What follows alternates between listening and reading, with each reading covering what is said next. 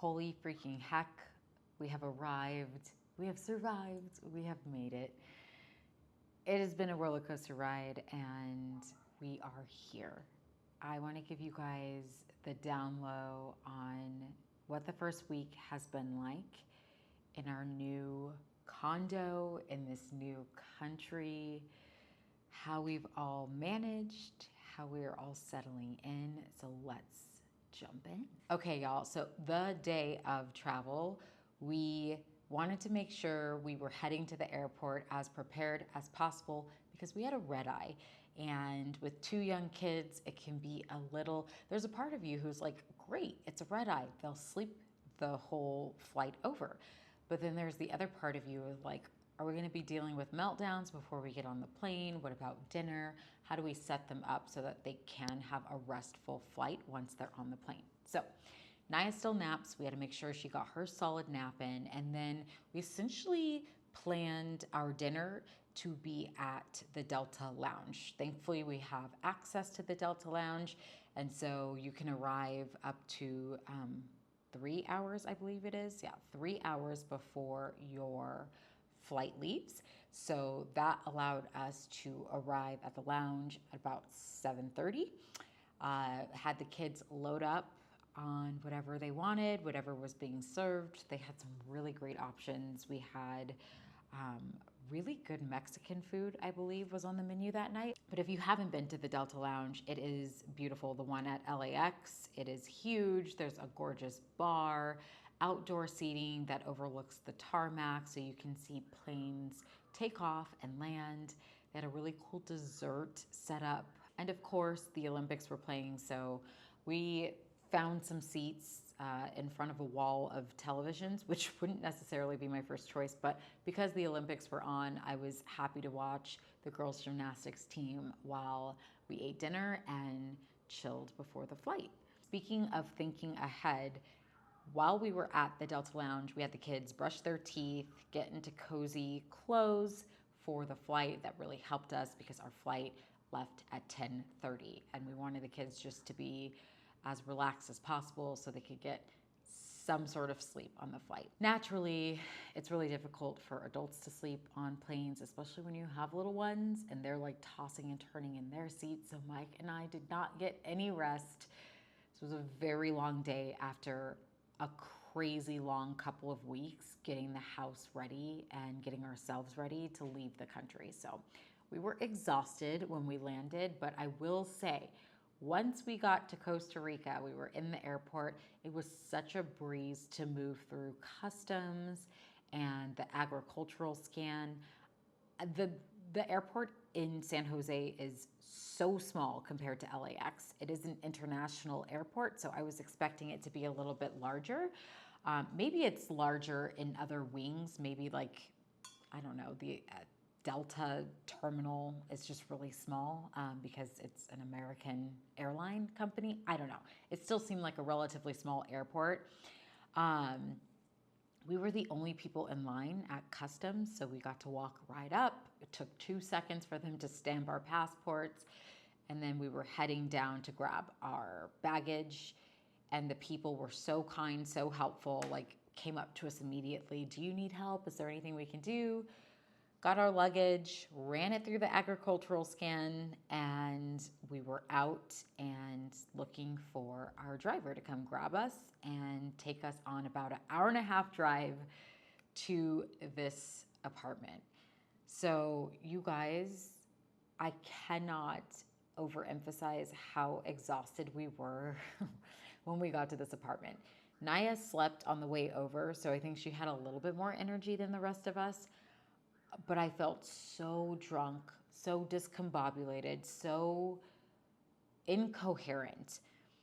We are on the 4th floor in this apartment, and we have railings, like 2 sliders that overlook this gorgeous city view. And I've told the kids, like, you are not allowed to be on this unless we're out here with you. And of course, it's the first thing I'm worried about, because I have curious kids. I'm more so worried about Naya. But my head hit that pillow and I was just like, I could not even physically move. I was like, don't leave the condo. don't go outside. And I'm fighting this, and I was done. We were wrecked. We were wrecked for days. It honestly took us about a full week to physically recover from the exhaustion. Um, and, you know, our first week here, so it was filled with a lot of highs and a lot of lows. There was a lot of emotional recalibration. There would be moments of extreme excitement and then moments of like, what are we doing? I miss my friends back home. And so Mike and I, already being exhausted and depleted and riding our own emotional waves, had to find it within us to like have the space to hold some of the kids' ups and downs. And to my surprise, I thought Naya would have a harder time adjusting because I can't really prepare her for this. She doesn't have a reference point. She doesn't really know what it means to leave the country or to move out of the home. It's just harder to articulate that to a 3-year-old than it is to an 8-year-old. So I thought she would have a harder time of like, whoa, what are we doing? Where are we? Where's my familiar routine and people and all of this? And that hasn't been the case. She's actually been very just go with the flow. I'm riding whatever wave you guys are on. I'm along for the ride. Kai had a little bit more of a challenging time the first week. I think for him, it was like, I really do miss my friends, even though we tried our best to prepare him for this. And he's generally pretty adaptable, and he still is. I mean, it's completely normal for kids to ride this. But we felt that we had to lend him a lot more emotional support in the first week. But honestly, and not that there won't be highs and lows going forward, like do not fool yourself. I will not fool myself into thinking like, got past it, it's good. I think we will all still have moments, but there's just an intensity in that first week or two where it's like constant up and down and you feel like the whiplash and you're like, this is exhausting. Is everyone cool? Are we gonna be okay? Now, hopefully it's a bit more spread out and we all have the emotional capacity to hold one another as we each ride the experience of living in another country. I'm fairly certain a good amount of you are likely wondering what has been some of the most challenging things about living in a new country so far. For us, being here in Costa Rica, we chose to land in the Central Valley, like very close to San Jose. So we're in a suburb outside of San Jose. And we chose that because there are a lot of amenities here. There's a lot of restaurants. There's a lot of expats even in this area. So we felt like it would be an easier transition for the kids in terms of making friends, finding some creature comforts from back home. So even though we're in the city and we have access to a lot of things, we did not rent a car here because our thought was we would put ourselves in a walkable location to restaurants, grocery stores, and whatnot. Well, turns out this first location is a little less walkable than our second location. And so one of the challenges has been navigating, coordinating like Uber rides, which are actually really affordable here, but we have Naya's car seat. So lugging her car seat out, putting it into someone's car, taking it out of someone's car, carrying it along anywhere you go. And then it is rainy season here, which is beautiful and great. And I actually really love the like 5-10 minute little tropical storms that roll through. Getting caught with a car seat and groceries in the rain when you're either walking or waiting for transportation just makes it a little more challenging. Don't love that we have the car seat, but got to do what we got to do. We're trying to figure out like culturally what that's like because I don't know. I guess it's a huge reason to consider renting a car or purchasing a car, neither of which is cheap here in Costa Rica. Another like minor challenge has been, and this would be anywhere you go, I'm sure, is learning how to not overspend. There are local spots, amazing places where you can purchase fresh produce, get really great quality meat. And then there's like the super convenient places that are a few steps away and you're going to pay an arm and a leg for. Really and truly, I've found that food is not a whole lot cheaper in Costa Rica than it is in the United States. And we lived in a really expensive, like we lived in Southern California. We lived outside of Los Angeles. Like it doesn't get a whole lot more expensive in terms of the United States. So to see that Costa Rica, at least this particular area of Costa Rica, is right neck and neck in terms of prices when it comes to food, groceries, restaurants, drinks, it's crazy because in our research, it has only become this expensive in the last few years or so. It was not this expensive. We're talking about like a 40% markup in this area over the last few years, which makes me feel like my timing was sadly off. But yeah, it's been really cool to explore some of the local amazing places right outside of our apartment complex. There's this really cool place called Coffee and Kids. So amazing. You go there, you can bring your laptop, your work, or if you want to go there to have a meal, coffee or drinks, you can. And they have this gorgeous build out of this completely safe, enclosed playground area for kids of multiple ages. Like tiny ones can run around. Kai's age is even having fun climbing the play set, and they have like a little soccer area that's enclosed where you can kick soccer balls. It's been a really fun joint for us to go and just sit back and let the kids burn energy, because since we are in an apartment, there's not a whole lot of green area for the kids to go run around. So it's really important for us to get out and give them a space to go run around freely and burn energy. And yeah, we just spent a lot of time walking up and down the streets, though I will say one thing that has been interesting and a little challenging to adjust to is the lack of sidewalks and walking space for pedestrians on the road.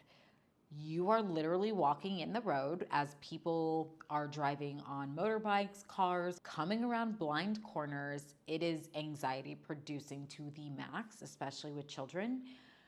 We had to like give a stern talking to Kai because he fell behind us the other day and he was just kind of in the middle of the street, and I had turned around. I was like, Kai, get over. And a car comes swinging around this blind corner. It's not my favorite. For as family friendly as Costa Rica is, like they really do always think about children. If you're going to a restaurant, there's usually something for kids to do, be it a playground or something fun to look at. I'm not understanding the lack of safety on the road. You're lucky to have infrastructure in which there's crosswalks and sidewalks and everything else, but it's dangerous. It is so dangerous. And it really, I don't know. Some days I'm like, we want to walk to Coffee and Kids because it's right around the corner, but is it worth risking our lives? I don't know. Like, should we just be taking Ubers everywhere? I really enjoy walking, so we're navigating. I don't know. People do it. People apparently get by, but as a mom to young ones, don't love that. Don't love that. Okay, another amazing, the produce. We found this local spot. So many amazing fruits and vegetables. You guys, like Mike and I are drinking coconut water every day, just straight from the coconut. Baby coconuts are the key. The big coconuts, they don't produce as much water and it's not as good. The baby coconuts are where it's at. We crack that, we put a straw in it, and I'm just like, I'm in heaven. I'm like, I'm never going back to the United States. I can't drink coconut. I can't drink from a coconut every morning. Forget it, I don't want it. Forget it, I don't want it. This is the life. Fresh dragon fruit, the pineapple, like, bless our hearts in the United States for like eating the pineapple. It is so different when you're in a tropical location. If you know, you know. It is just brimming with juice. Your hands are like soaked in like all the juice. Just like you need a cup. You need a cup for your fresh pineapple juice. This is where you eat fruit. Pears, Oh, I have had the juiciest, most delicious, sweetest, ah, tropical places are where it's at. What else? Obviously papaya and mangoes. Like, listen, I love berries. I love my blueberries. I love my strawberries. But if I had to pick between berries and tropical fruits, I'm going tropical any day of the week. Costa Rica does not disappoint. Chef's kiss, the produce, something to consider. The toilet situation here. Now, I had heard of this, and I was prepared to deal, but I also was like, we're in a really new apartment building, so maybe the plumbing situation's a little bit different. We have a mixed bag. So in this apartment, there are 3 toilets. Apparently, one of the 3 toilets, the one that Mike has sort of like laid claim to, it's in his area, that one flushes nicely. He doesn't really have any issues with it.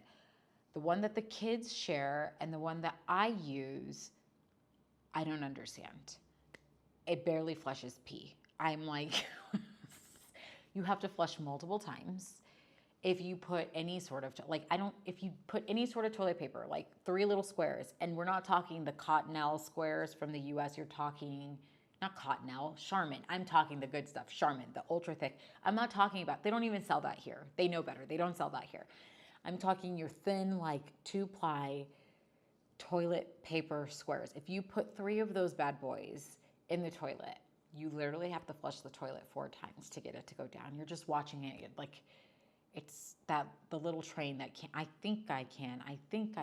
And you're like, so the trash cans are like a thing. And it's fine. It's different. It's just different. We're adjusting to that, I think. I also thought about it before because I was like, when you have, like, Naya's 3 and we just potty trained her, so thinking of the neurons of like how we've trained her to flush toilet paper, and then like now it's like, oh wait, don't put that in there. She's actually adjusting fairly well. I'm probably bitching about it more than anybody else. But trash cans. We have a pool in our apartment complex. We also have a game room in our apartment complex, and that has been a lot of fun for us. We're there almost daily. There's a foosball table, so we've done like little family game days, teams. It's been fun to see how genetically our children cannot escape competitiveness.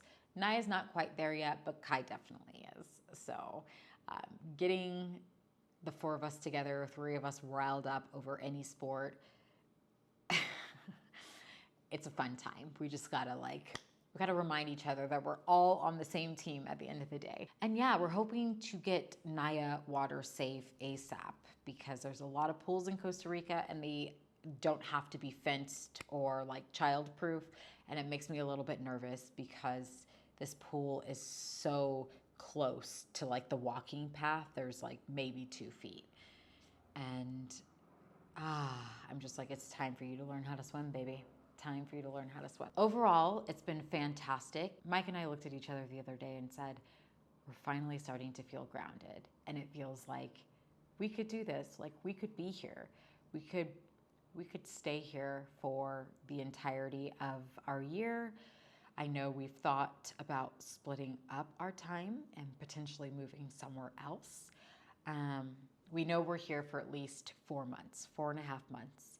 So it's a process to see, do we love it enough to stay here for the entire 12 months, or will we be ready to explore a new place after 4 months? Feels good to be establishing somewhat of a routine.